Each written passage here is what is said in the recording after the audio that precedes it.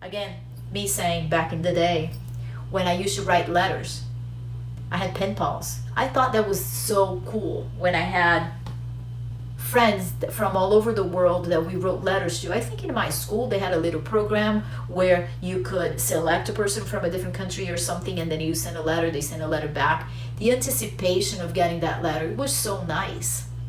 It was so different, and it was interesting to see how people write. Nowadays, we don't even know how people write. We don't know their handwriting. Isn't that interesting? Have you thought about that? That before we used to recognize people by the way they wrote. Oh, I know my dad wrote that. Oh, I know that my mom left me that note. Today, we don't communicate like that anymore. So I'm gonna challenge you for a little bit. Why don't you bring some of that back into your lives? Some of the more personal, a little bit. I'm not saying a whole lot because I do understand it's a generational thing. I understand kids like communicating with their phones, and you also like it. And look at me, I'm here online talking to you, so I probably like it too. But can we just maybe bring back a little bit of the real communication?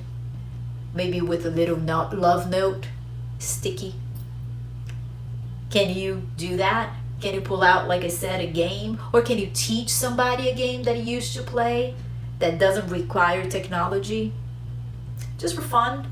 Just let you see if you can do that.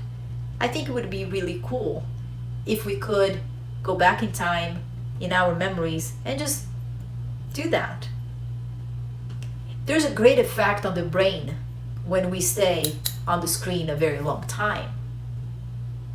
There's also some kind of, it's not research based, but we all talk about how our eyes get tired. If we are watching TV for a very long time, or on the phone for a very long time, or playing video games for a very long time. Also, the images we receive, especially children that are playing video games, or the images that they're receiving in their brain, sometimes violent images or something like that, they kind of disturb a little bit of your sleep.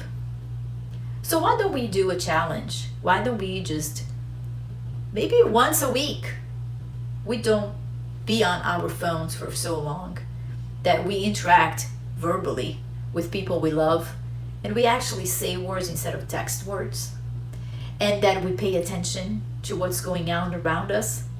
I think would be a much happier day when we do something like that.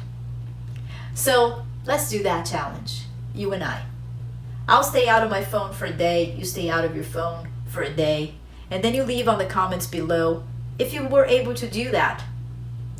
And if you think you can share this video with people that are very much in love with their phone or technology, and that's the only way they communicate, or that's the only way they entertain themselves, maybe you can share this video with them, and maybe they can find some other ways where they can be entertained. Also, I want to just make a little note about, if you are looking at social media and you're comparing yourself to all of the pictures that you see online that are not so pretty as your pictures, that also is not good for your self-esteem.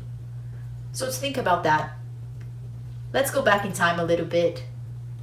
Less technology, more contact.